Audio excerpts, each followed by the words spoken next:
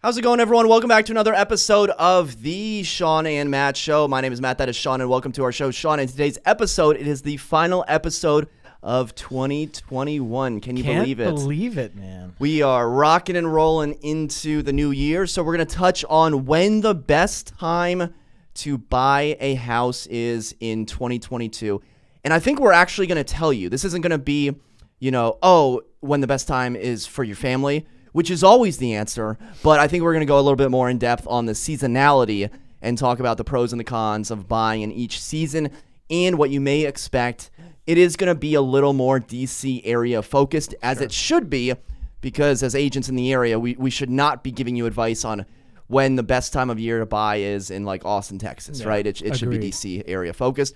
We're also going to touch on the top 10 markets to watch in 2022. So this is going to be the national look. Shawn and I are based in and around the nation's capital, but we do keep an eye on other markets in the area. And then we're going to finish that out with the 8 surprising features that boost your home's value. And we're going to play a little true or false because I'm not sure if Shawn and I agree on all 8 of them. So Shawn, let's start with the 2022 markets. There's a lot of narratives going around. First of all, 3 Fed rate hikes are to be expected. Interest rates are supposed to go up. Buyers they have competition. Their numbers are going to be changing as these interest rates are going up. So, factors include, once rates go up, is there going to be less competition? Are buyers going to fall out? Are prices going to go down? Or is it going to take a really long time because there's such a lack of inventory in the area? Shawn, let's start with interest rates, and I think that will naturally lead into the seasonality of buying in the early winter, the spring, summer, and finally the fall and early winter months. Yeah, interest rates. In talking to lenders, we know that that the Fed is going to increase interest rates maybe 3 times this year or something like that. But in talking to lenders, they're probably already baking that transition into the rates. So I don't think that those are going to spike whenever those are changed. I think they're just a gradual kind of thing, and I don't think it's going to be too drastic. So I believe that interest rates are still going to be pretty good in the 3s and maybe reaching that 4 point. But if 4%, even if it reaches 4%, that's still really, really great rates. So, in talking to one of our lenders last week, I said, "Hey, is this already baked in?" And he said, "For the most part, yes. It's starting to bake in to the rates that you're seeing right now." How is that going to affect competition levels? If a property is going to get 5 offers and interest rates go up, are we going to see buyers drop out of that competition? Yeah, it's definitely going to pull people's factors back, right? So their high point of, say, they're at $1 million right now, and that interest rate is pushing it up a little bit more. Dollars count, monthly payment counts, and ratios count. So if you're at a close point where your debt to income ratios are meaningful, and that interest rate is pushing you up, then that's definitely going to pull those people out. And it's always the people that are pushing themselves to get to that point, right? And they're usually the people, honestly, that lose the deal anyways, because there's always going to be somebody bigger and better than you when you're in these types of markets that we've seen in 2021. I think that 2021 market is going to continue into 2022, because of low inventory. Well, all right, let's touch on that. So Q1, now, if there's going to be 3 Fed rate hikes, I'm not sure if we know exactly when these are going to be, but we can naturally assume that at least one of them is going to be in the first maybe 4 months conservatively of the year. So Q1 of 2022, what do we expect to see? Because I know in the DC area, I was reading an article this morning that there's about 188 condos for sale, just as an example, whereas in May of 2021, there were about 290. So about 100 less condos on the market in Arlington County, just as an example. So for Q1, the buyers that I'm working with that are looking at condos, they're looking at townhouses, they're looking at single families, the biggest question they have, Shawn, you already know, when is it going to start? When are properties going to come on the market? Right now. It's starting. So you got 30 days. 30 days. In the next 30 days, your best time to buy. I think right as we start hitting February, and it depends on the weather too. Well, you just skipped over January. Well, January, you got 30 days. It's starting. That's it's the 30 days right you've got. So I think your best time to buy is right now, because what we're seeing is the holiday slowdown. We saw that the last 2 weeks have been a little bit pulled back. our showings weren't as much, but then as soon as this week happened, I saw a little more showings happening. And then I think right as we get past into the new year, usually the first 2 weeks are a little bit slower, but it's the best time to buy. So my counter to that is, what is that noise? Is this a dentist? I think my camera is about to, it's on its last life. Aren't the most well-qualified and highest overbidders going to be buying in January? So, for example, I feel, and I know that's not a statistical sentence, but I feel, and in my experience, the most well-qualified buyers oftentimes have lost out on things, and when the new year comes or when the clock turns, they're like, okay, no more fun and games. Now let's get down to business and just blow everyone out of the water. So I'm thinking in the next 30 to 45 days, once the freshest properties come on, that's when the highest bidders are going to win these properties. And so the real astute buyer may say, screw that, I don't want to bid $60,000, $70,000 over. I'll wait until February or March until that first wave of overbidders finds a property, and then I'll attack. What are your thoughts on that? Yeah, I mean, it's a good concept, but I think those overbidders are going to be out there all year because the inventory is going to be tight. So I think that you get in before everybody else is in, because listen, everybody clamors for the spring market. It happens every single year. That's when all your properties come on, but that's when the ton of buyers come on. So what happened in 2021 is we didn't see the inventory hit. And I don't think we're going to see the inventory hit again. So what's going to happen is these strong buyers that are going to hit in the beginning, they're going to lose, and they're going to continue to lose. So you get stronger and stronger as you go. And I think that competition is just going to keep pushing throughout that spring market. If we don't see the inventory, I'm telling you, the best time to buy is in the first 30 days. So get in and get in there, as strong as you can.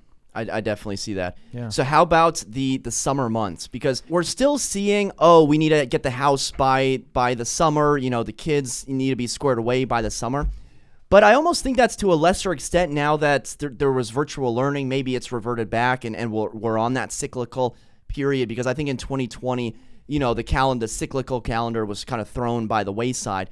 But now we may be getting back to that. So do you think there's going to be that lull of properties in June or July, or do you think this is going to go strong year round?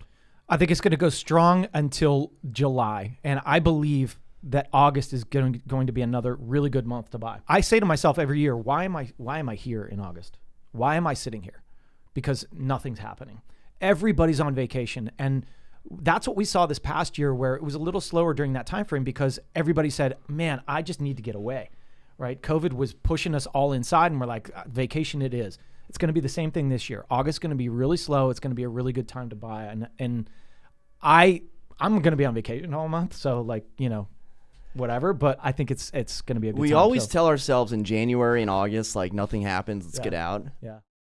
You know what that noise may be? What? So I have the one upstairs under contract, and I told you that there's a disagreement over the tile.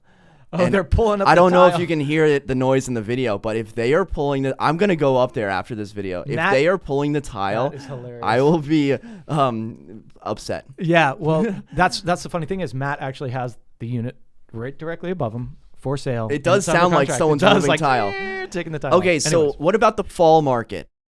Are we thinking the fall market is going to be strong? Because the fall market, everyone says, well, I shouldn't say everyone, but now the articles are like, fall is the new spring. There's that bump up properties after Labor Day. Do we see anything that's going to stop the fall market from just being, completely insanity like it was this year?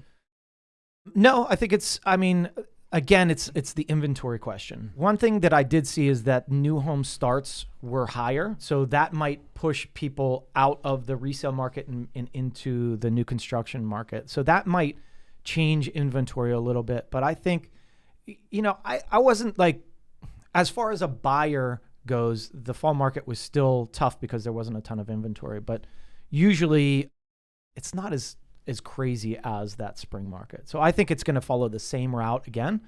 Your busiest time is going to be in between late February through early June is going to be insane. People are going to be paying way more than they expect. So I think prior to February is your good time. And then post July is going to be another good segment. So if you were in the market to purchase a property, it sounds like you're doing it in January. I am, because you think about what's going to happen to values in that late February to early June market.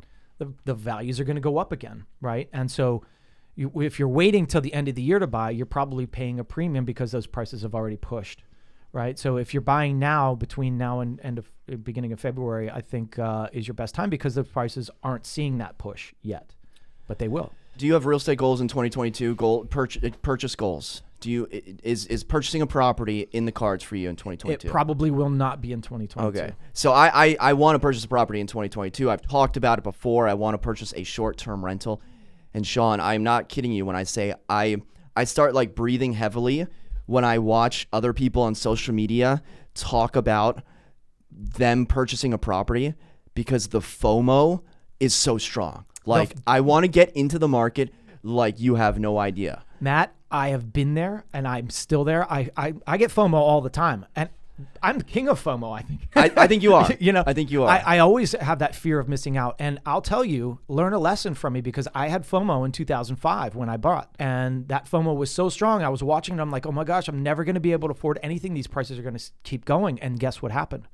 Bam, something happened and the market fell. So we don't know. We're predicting right now what 2022 is going to be about. There's always going to be a good time to buy somewhere. And you know what? You don't have to buy here. You can find a rental property wherever it is throughout the United States, and you can get a good rental return. So, just because it's good here doesn't mean it's good somewhere else. And so that's why we're going to watch these markets on what markets are going to be good this year. And maybe you don't go after one of those strong markets. You go after one of the softer ones and buy something and start building your portfolio. I'm telling you right now, I'm chomping at the bits. Like, I'm trying not to get emotional about it, because I have some net worth goals that I'm trying to hit. Mm-hmm. I have some stock and some crypto goals that I'm trying to hit. And once I hit those, financial goals, I think then I'll be comfortable to take on the debt to purchase a STR. Yeah, and that's the thing is, you have to make sure that it makes sense for you. Having that angst it's always going to be there. And getting emotional about a purchase when it shouldn't be emotional is very easy to do. And that happens to me with stocks all the time. I'm like, oh, I got to buy this. Guess what? It just dropped freaking 25%, right? So I should have waited. But you're always thinking you're right. But we can never anticipate what's actually going to happen. So I would say, just listen. Make sure your financial goals are set, and make sure that if something catastrophic happens and you purchase something, that you can still fund that and pay it if you can't find a renter, right? And that's where I'm holding off. And I'm saying, listen, I've got goals, and I know that I'm going to be buying a beach property at some point in the next 5 years.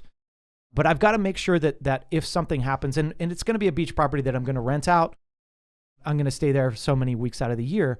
But if something catastrophic happens, I want to make sure that I have the cash to be able to make that payment if I can't. If something happens, I'm renting it out for the other half of the year. Yeah, that's help Shawn out a little bit. All right, let's move on to our next article, or I should say our first article. This comes to us from Inman.com. This is the top 10 housing markets to watch in 2022 in terms of median home price growth, and sales growth. Shawn, number 10 is a market that I think you love and I love as well. And that is Tampa, Florida. Median home price $335. Anticipated price growth 6.8%. Shawn, I have not spent a lot of time in Tampa, but I already love it. It's in Florida. It's easy to get to. The sales price is relatively low. It's already built up, and there's a lot to do down there. Can you hear my FOMO? I'm going in March. KC, we're gonna blow it out in March. I'm gonna bring my sticks. Gonna bring my clubs. Gonna get out on the water. In March too, I'm gonna stay at that hotel that's pink. Your wife was talking about it. I don't know the name of it. Just seems cool. If you've been to Tampa, you know what I'm talking about. So Shawn, Tampa. Tampa is What's amazing. up with Tampa? I love Tampa, and I've always loved Tampa. My wife used to fly there for business all the time, and I used to follow her, and we fell in love with Tampa.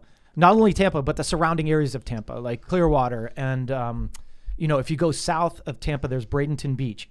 Bradenton and that whole Longboat Key area down to Sarasota is just amazing. And that's kind of the area that I've been focusing on for a long time. That's where I want to buy. What you waiting for? And I'm FOMOing right now. So maybe this year, maybe 2022 is the time to do it. But it's just, you have to there's so many mental things that you've got to go through, right? But I love Tampa. let's say that.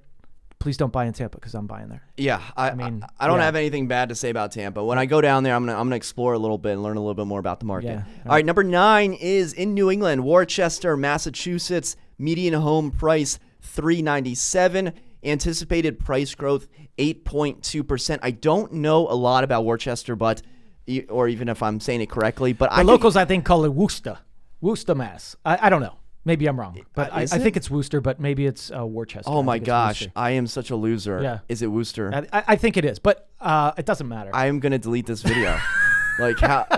there's going to be like 50 people that unsubscribe. I've been up in there, but Worcester. No, I mean, come on. I mean, that's the way it is. I mean, we read it, and we're not locals there, so we don't know. But Boston market and that, so I don't know where Worcester, Mass is, or Worcester. If it definitely is Worcester. Okay. So I don't know if that is close to Boston or whatever, but the Boston market is crazy, and it's going to expand into different areas. I think I've been to Worcester a long time ago, but yeah, okay, we'll watch it. I'm embarrassed. What are the median prices? $397, so under $400,000. Yeah, and as you get into the Boston area, I mean that the prices are crazy. The city is home to 10 universities and a vibrant downtown. Wow, see that? Worcester, guys. Maybe my editor can just edit that one out. Okay, number 8, a city that I love, Seattle, Washington. Median home price $666. Now I love suburbs of Seattle. I'm not too hot on the downtown area. Seattle has seen insane price growths. Anticipated price growth this upcoming year 7.5%. Anticipated sales growth 9.6%. A lot to love about the Seattle suburbs like Kirkland and Bellevue. These are high-priced areas. So these aren't budget-friendly areas, but there's a lot of amenities, a lot of things to do, and surprisingly good weather. People, like to talk negative about how it always rains. You go to Seattle in the summer, people are out on boats, they're playing golf, they're going hiking, and me and my folks were just talking about going to Bainbridge Island, which is across the sound from Seattle, ? And apparently that's a really cool place to go to. Yeah, I've never been to Seattle. It's a place that I've got to get to. But one thing comes up, and that is, Amazon and how it's pushed values there. And you start thinking, all right, when do prices stop? When does it all stop? Like we've seen San Francisco just go nuts. We've seen the DC market go nuts.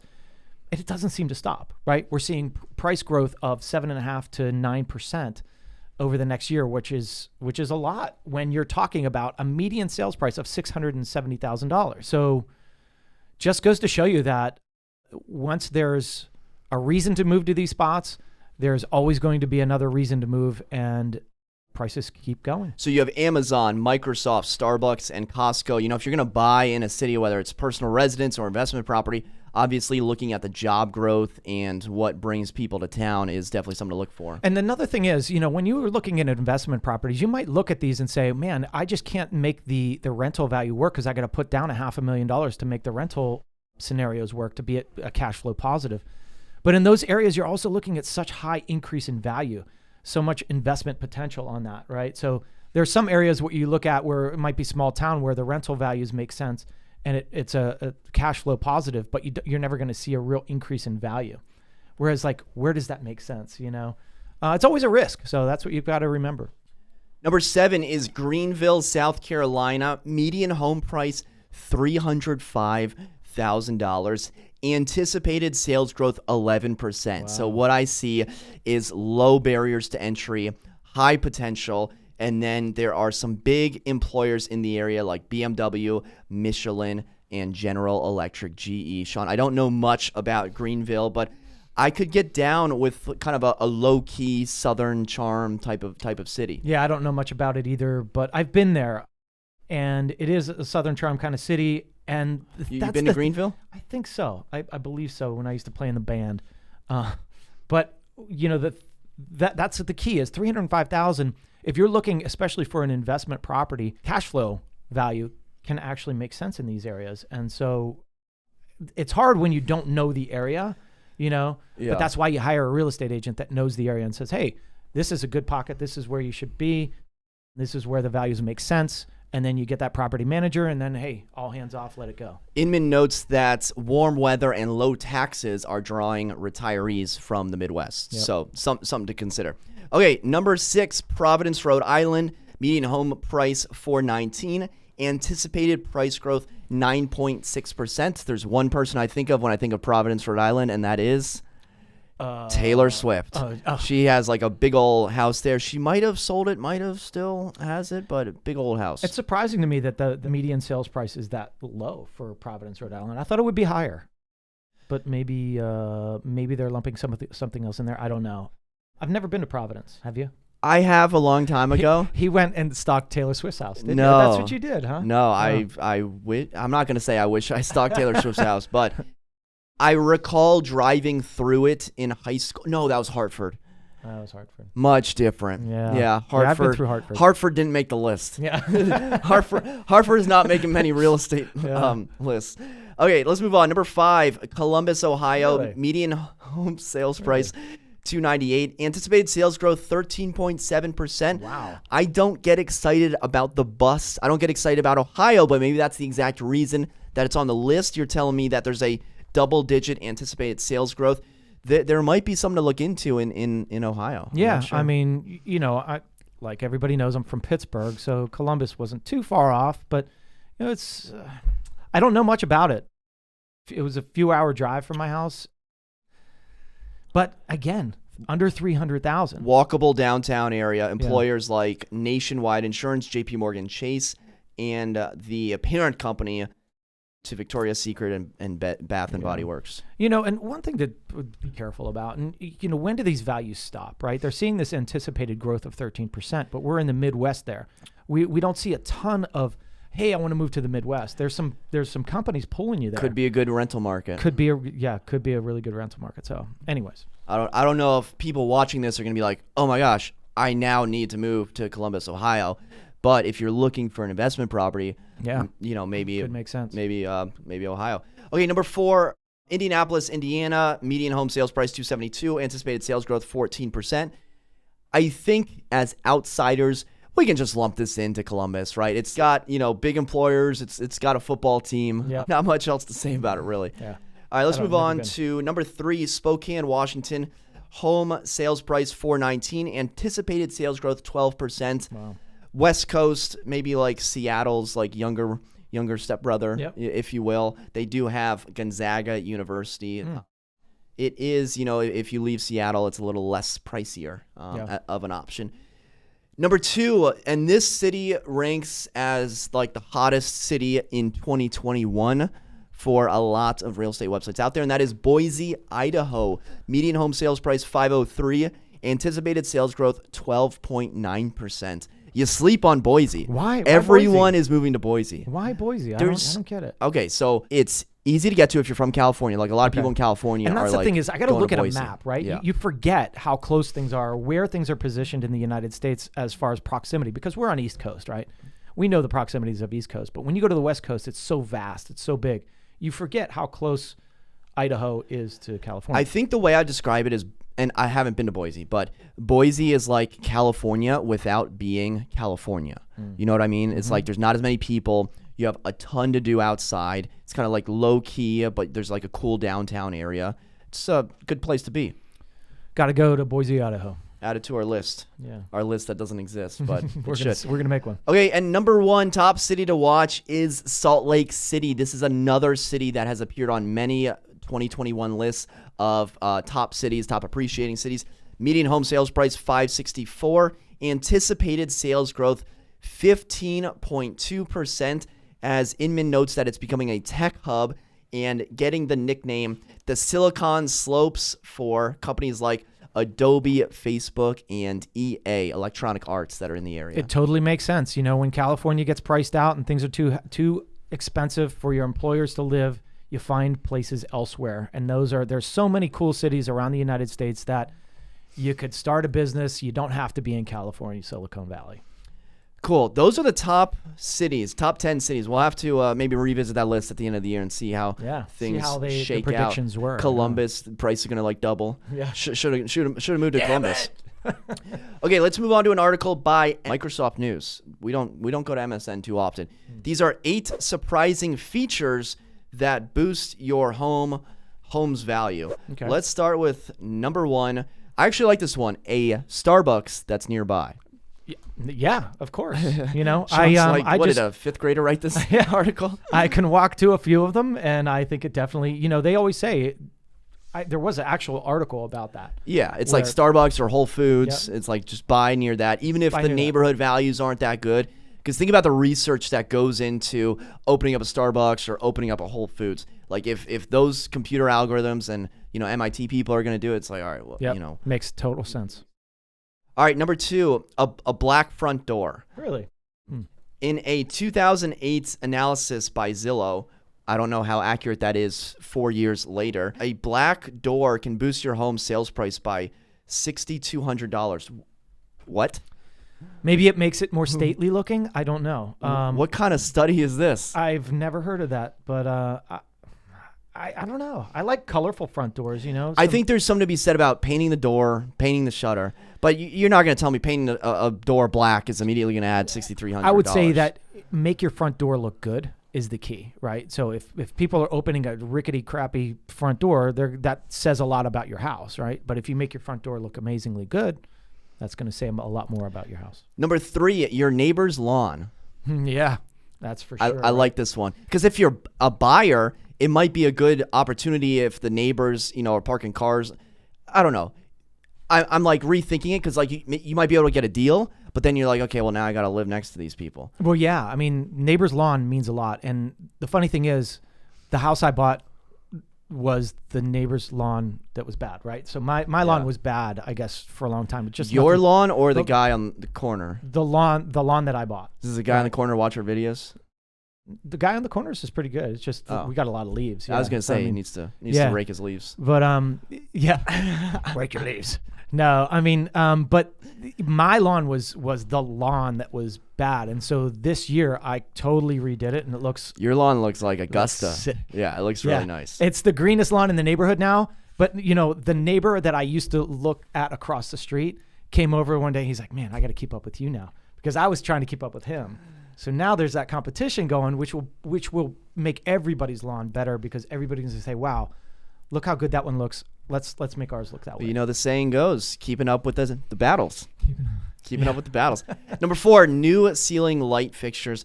I love this one. God, yeah. Couple $100 instantly increase your property value like $1,000. It's amazing. $1,000. Lindsay and I were just talking about this yesterday. And she's got a new listing coming up, and they've done a lot of upgrades, but the light fixtures could use a little updating. And it's like, hey, well, you know what? Why don't we take a few $100s ourselves? If they're not willing to do it, let's do it ourselves. Let's do it as agents and spend $500, $600 on changing every light fixture in this place. Because you know what? If I do that, that property is going to sell, and it's going to be worth the $600 investment. So I would say that is the number one thing that you need to look at when you've done everything else and everything looks good. Look up. If that thing's ugly, change it out. On that same note, number 5, new light switch and outlet covers. Having the bright white, not only outlet cover, but also outlets, and don't just replace one of them because then it looks worse if you have like a yellow outlet and then a white cover. And a lot of times if you have like the gold plated outlet, it just looks dated. And then so people are wondering, well, how old is this electrical system? So something so cheap can make a big difference. So simple, so cheap. It's the attention to detail is what this is about. I mean, you've already done your paint. Now you're looking at your electrical, and the electrical outlets are $10 a piece. The actual piece around it is 38 cents. I mean, come on, you can do it. It's just doing it. Right. Number 6, new bathroom caulk. We don't need to spend too much time talking about bathroom caulk. It's so important. I mean, it needs to be done every time. Number 7, tighten doorknobs and hinges. I should have told the unit above us, like the front door is kind of wobbly, and someone mentioned it in the feedback. Like if you're seeing a house and you like open the door and it's like moving around, it's not a good first sign. Not a good first sign at all. Absolutely. Remember the place in Delray that I sold last year on that front door was a little rickety. So. And finally, number 8, a tree house. According to a Zillow study, homes with this kid-friendly feature sell for 2.2% more than other homes. Really? Maybe it's because it's in a neighborhood people wanted to be in. Would a treehouse really? I'm not going to sit here and recommend you build a treehouse in the backyard. My kids want a playset, and I'm like, a swing set or something. I'm like, man, I just don't want to put it in my backyard. I like nice, clean areas, and to put those things, it's just like, But then I go by other lawns, and like, they've got a tree house, they've got a swing set, they've got a trampoline, and I'm like, hey, you got to live too. You got to have fun, right? We had a tree house in my house for a while. I shouldn't call it a tree house. It was just like a wooden plank on a tree. Yeah. It like you see some of these elaborate tree houses, like it was just a wooden plank, and surprisingly no one broke their arm, but I feel like someone breaks their arm every time. Yeah. I never had a tree house, but I had woods behind me growing up, and honestly, that was the best time of my life. Like when I was in my late, 10 through 14 or whatever it was, building tree houses, my dad was a construction worker. I'd take his scraps of wood. I'd go down to the woods. You take his power tools and everything. That's how I learned. Cut my finger off. No, but honestly, that was such a fun time for me to create things, tree houses in the woods. But I don't know about putting it in your backyard. And, a lot of times some people will put those up and it's just such an eyesore, right? Or they put it like on the side of their house where everybody can see it. And it's like, man, it just doesn't look good. Bad looking tree house. Yeah. Well, those are the 8 features that allegedly boost your home's value. Clearly, there's a couple. Why not this? Paint your front door black, and then add a treehouse. Your home's property is going to increase by like 6%. Amazing. Let's do it. Yeah, just those 2 things. We're gonna practice on that this year. We'll tell you how it goes. Let us know what you think in the comment section below. The last show of 2021. Appreciate you guys. We're on Spotify now, so if you're listening on YouTube, definitely hit the thumbs up button, subscribe. If you're on Spotify or Apple Podcasts, definitely leave us a nice little review if you're in the mood. And for Shawn and myself, thank you so much for watching. Until next time, we'll see you then. Take care.